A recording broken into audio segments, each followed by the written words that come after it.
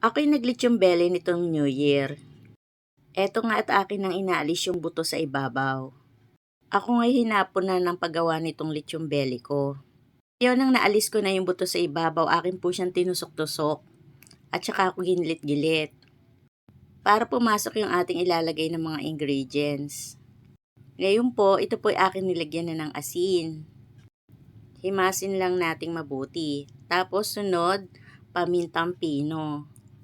Mabilisan itong paggawa ko ng lechon belly kasi tinanghali kami ng pamamalengke. Pagkatapos namin kumain ng tanghalian ay akin na nga inumpisahang gawin ito. Magkabilaan po natin lagyan ng asin at paminta.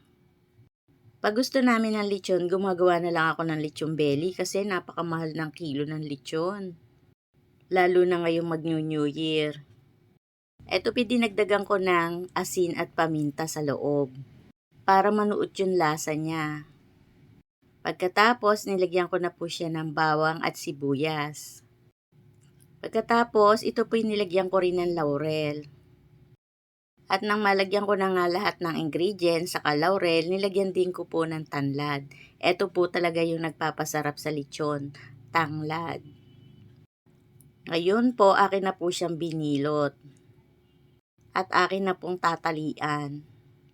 Yung nabili kong pantali ay masyadong mapayat, kaya ito'y dinoble-doble ko na lang ng tali.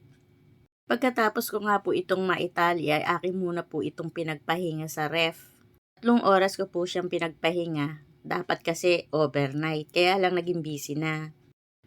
Eto po niluto ko lang sa pressure cooker, 8:00 na, hindi ko na napakita kasi madilim na. Sa pressure cooker po may strainer po akong nilagay.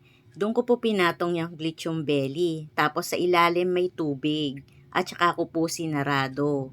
Eto na po yung resulta ng aking lechon belly. Hindi ko na po siya napakita dahil chinap-chap na namin, gabi na siyang naluto. 11:30 na siyang naluto kaya hindi ko na siya naibidyo dahil nagugutom na yung mga kasama ko. Eto po ngayon ay tira lang kagabi. Yung pong naka-roll ay naka-display sa lamesa ko ng New Year.